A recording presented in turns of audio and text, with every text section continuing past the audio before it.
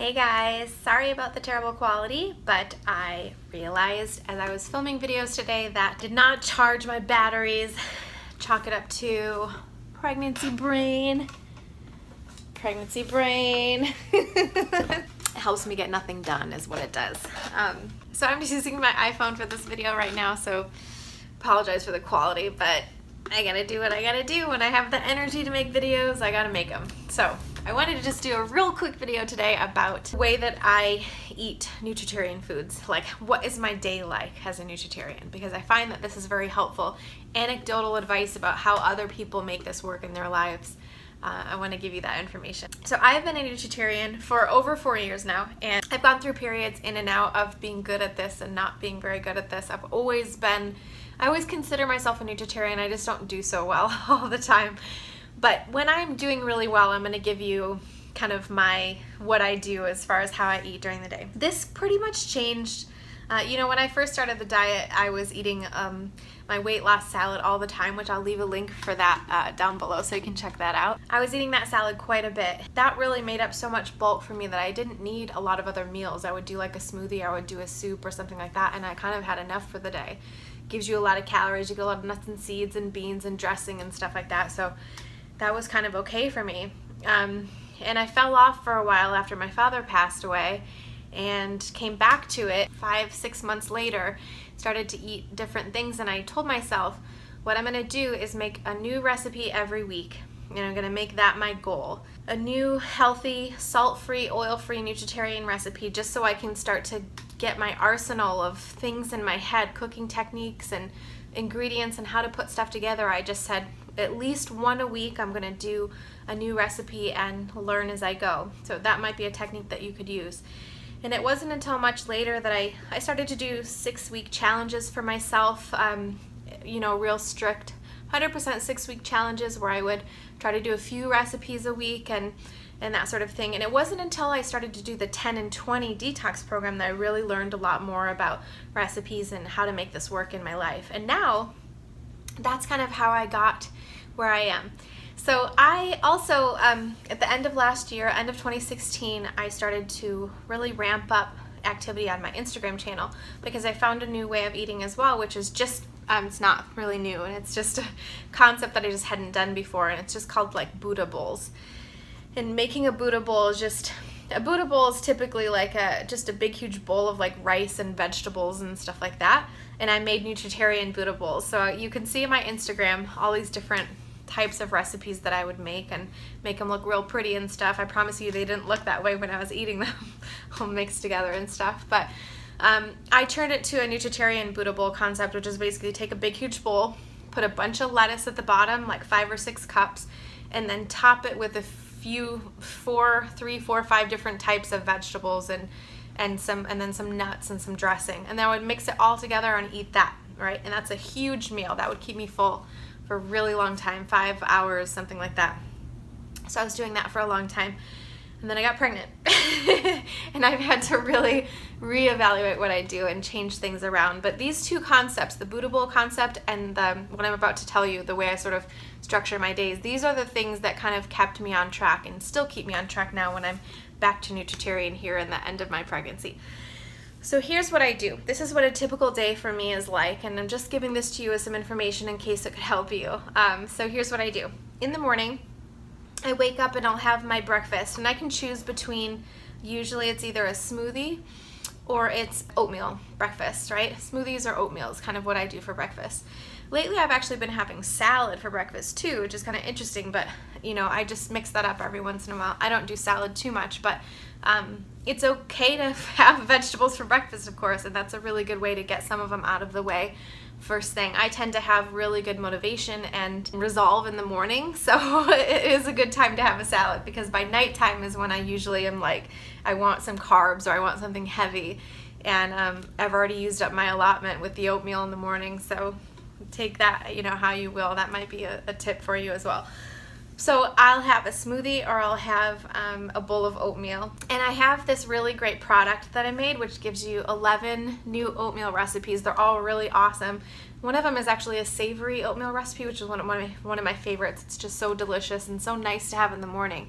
to get some vegetables and some savory flavor in the morning, as I was talking about before. But there's all these other recipes that you can try as well. It's called my 9-day oatmeal breakfast boot camp, and you get 2 bonus recipes in there as well. So you can check that out if you want to put a link for that down below.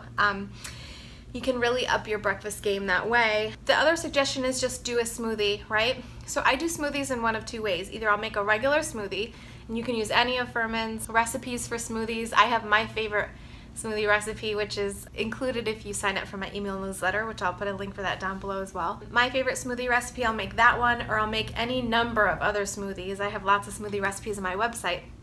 But my other idea for the morning is to do a smoothie bowl. So what I'll do is I'll make a smoothie, any smoothie, make a smoothie, any smoothie, right? Usually it's the glowing green smoothie from Kimberly Snyder. I really like to get a lot of greens in that one. So I'll make that smoothie. I'll put a link for that down below too. Put that in a bowl. So take like a big glass bowl, a big ceramic bowl or whatever. Pour the smoothie from the blender right into the bowl. Then I'll top that smoothie with any number of other things. So I'll do, you know, unsweetened shredded coconut. I'll do some almonds. I'll do dried mulberries and sort of like dry fruits. I'll do, sometimes I put coconut yogurt on top. You know, the sky's the limit with the toppings, and that makes it really fun to just, you know, you could do berries, chopped up fruit, anything like that on top, and then I just like mix it all together, nuts and seeds, chia seeds, your flax seed, all these kinds of things, mix it all together, and I'll eat that like soup in the morning. I do that actually quite often, and what you'll see on my Instagram channel is a lot of those smoothie bowls with different ideas of what you can put in there. So that's something I love to do in the morning. Those are typically the choices that I do. It's either a salad, or it's that smoothie bowl idea, or an oatmeal bowl. So the oatmeal bowls, you can use those recipes that are in my oatmeal boot camp.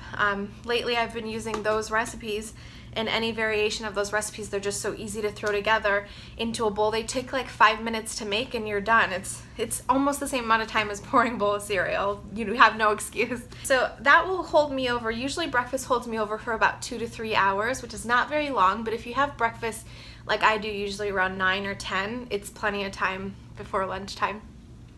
And then for lunch, I typically will do a salad and a soup.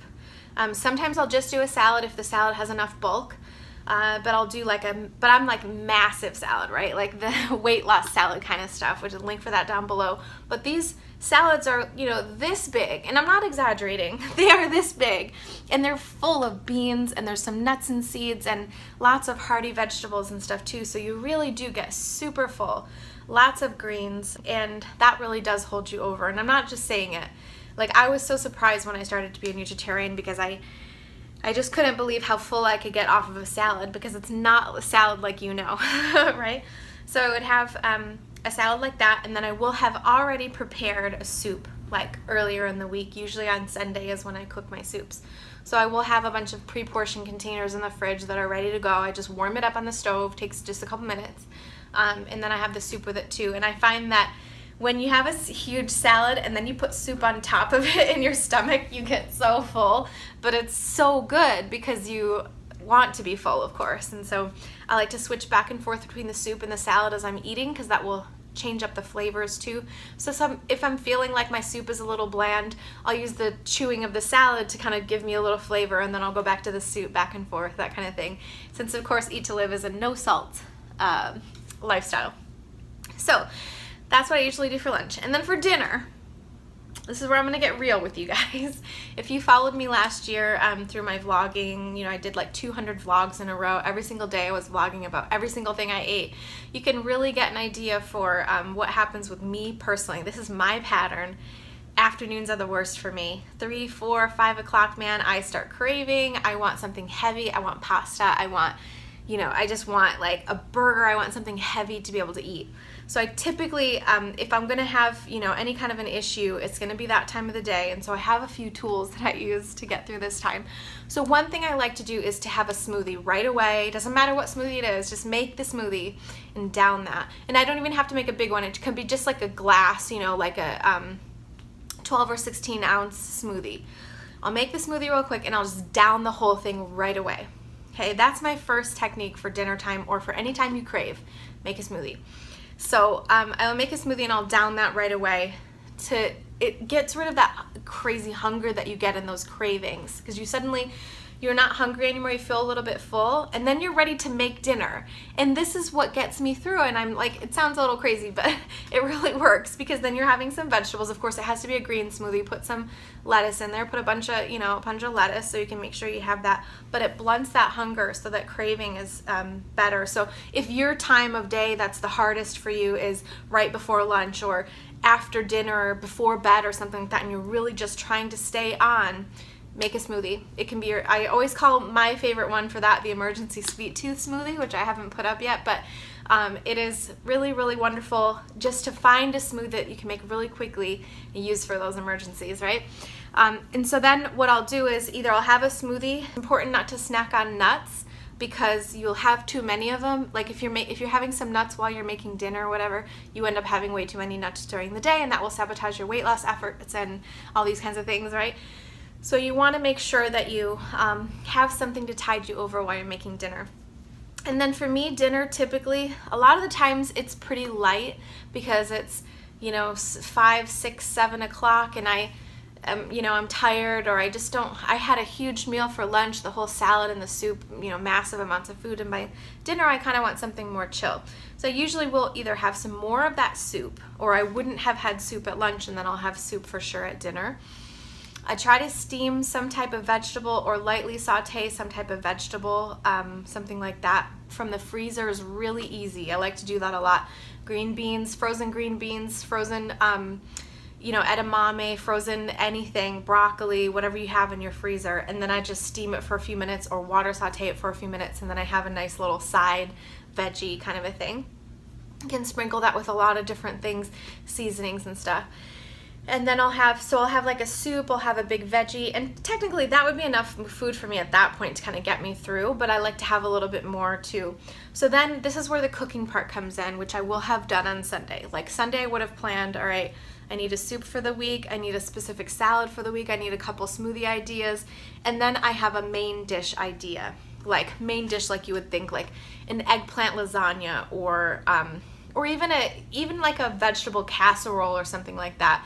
There's a really great veggie casserole, cauliflower casserole in the end of heart disease. So there's a lot of different ideas like that in the end of his books, these little casseroles, vegetable casseroles or stir fries or whatever. So I'll make a main dish for the week, and I'll portion it out for the days, so I know how much to have and I can have it every day. And the combination of the side veggie, the casserole or the lasagna or whatever, and then the soup, that is like plenty of food, so much food that I'm never hungry at all after dinner. It always fills me right up. And then the thing is too, especially if it's a soup that's not made with nuts or anything like that, have 2 bowls, have 3 bowls, whatever you need to get super full, as long as you're not overdoing it on the nuts or those limited foods. Have a bunch of it and prepare yourself before you have dinner. Before you get hungry for dinner, what am I going to have for dinner? Prepare yourself. Say, this is what I'm going to have, and then I can have extra of this if I get really hungry. Fill yourself up at that meal so much that you're just not going to get hungry later and snack. And then the idea is important in the Eat to Live lifestyle. If you really want to do the thing right, try to only have 3 meals a day and no snacks. That's going to keep you in that really great catabolic state that will help you to repair cell damage and do all the work at the times when you're hungry and not digesting. And so try not to snack, after dinner. But then if you're going to have a dessert, that's when you want to have dessert, is right after dinner, not like a half hour later. If you have room in your stomach, you have it right after dinner, which may be a sorbet, like banana ice cream, or maybe you have a couple little date and almond or walnut balls or something like that, like brownie bites or something. You can have a little bit of that right after your meal, and then that would be it, and then you're done for the day. But if you've filled yourself up enough at dinner, then you don't have to overdo it on those little desserts. And then of course for lunch as well, you can have a little fruit or something afterwards, like an apple or a banana, or I like to have berries after lunch for a little sweetness. Okay, so this video ended up being longer than I thought it was going to be, but these are some important concepts that I use during the day to get through and to make sure I'm getting enough vegetables and fruits. And this way you have a lot of raw veggies too, because you had your huge salad for lunch. You may have some lettuce and things like that in your smoothies as well. So that should do it for you. So that's what I do for the day eating on the Nutritarian lifestyle. Please let me know what you think down below. What are your days like? Tell me a little bit about how you get through those moments that are difficult, how you have really gotten to get into a pattern of eating this way. Let me know what it's like for you, and let's compare notes. Thank you so much for watching. As always, I always appreciate having you around. Please like, comment, and subscribe to my channel. Share my channel with friends that might be interested as well. I hope this was helpful for you. Let me know what you think, and I will see you in the next video, guys. Bye!